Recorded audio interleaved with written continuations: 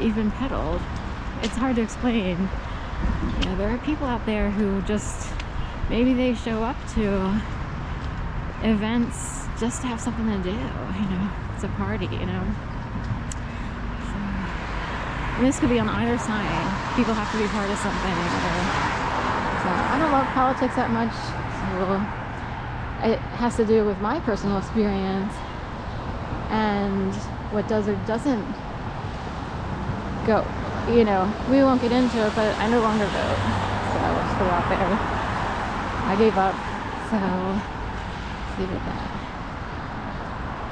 So basically the bike lane and this over here is a bike lane, or scooters, one wheels, rollerbladers, you know, what have you, joggers. They often use that path there, which is clearly marked, like the right side goes north and the left side goes south. So anyway, and there's a scooter now. I have a scooter, the cheapest one you can get from GoTrax, but the battery finally failed to the point of it couldn't be recharged, nothing. They didn't have extra batteries at the company where I ordered the GoTrax from. I needed a GoTrax to get from one point to the other with certain jobs that I had. I decided to take it as a sign because that, by the time, it took like a year for that battery to finally just totally be fried, fizzle out. And here's Dave and Buster's.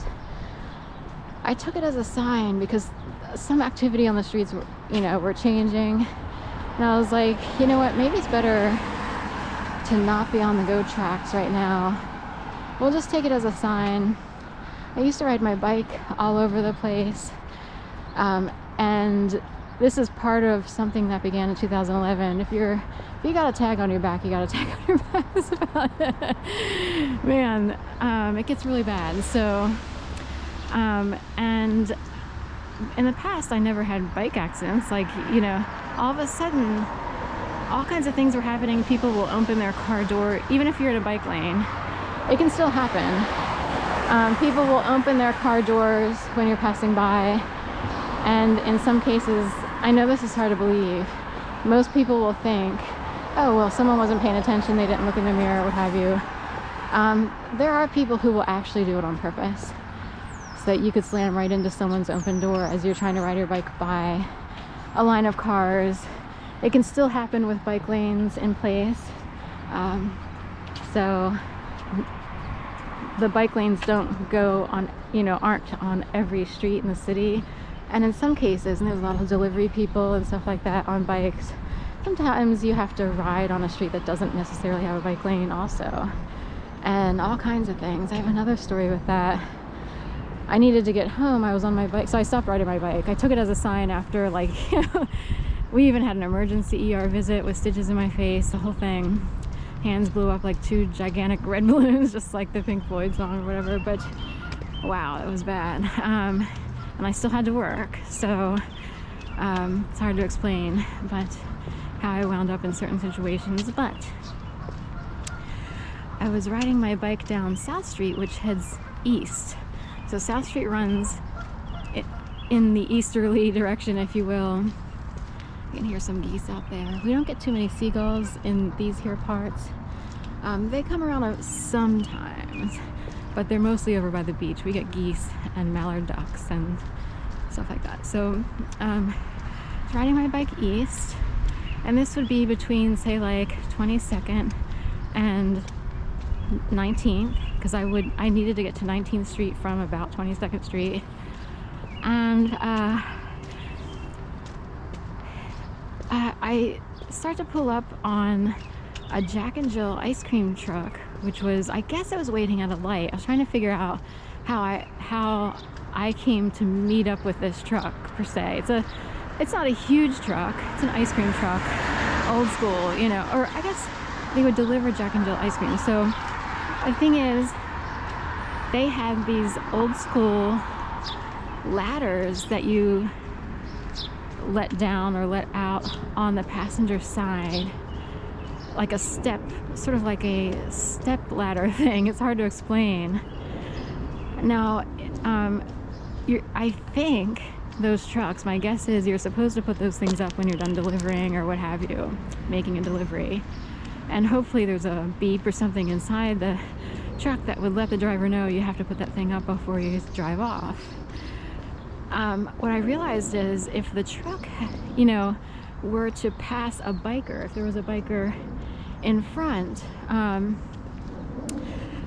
of the truck, if the truck were to pass the biker would have been clipped right quick by those stairs, and it would have been possibly a fatal, like it could have caused a fatal injury, like fatal situation. So I could see these steps in front of me, like, you know, sticking out of the side of the truck. I was like, well, I'll back off and not ride past. I couldn't ride past the truck because of the steps. This thing with a chain that you put up and down. Interesting story though, because it kept riding on my conscience.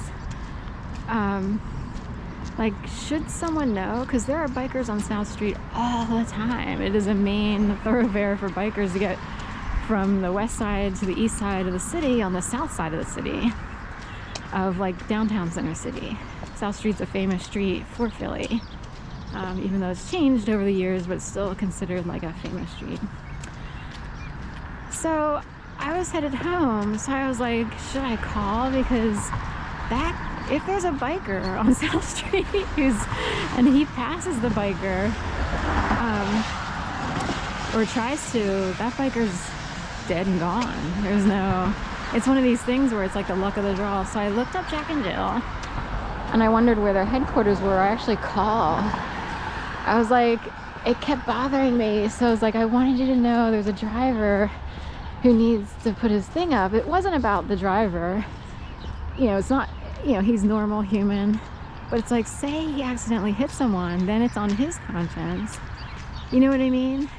And also there would be a life in critical or deadly conditions. So so I actually called, and she was super nice, this lady. She's like, I'll get word out to whoever's down on South Street right now to double check his steps on the side of the truck. Turns out their office is in New Jersey. But it just kept sticking to my brain. I couldn't get it out. I was like,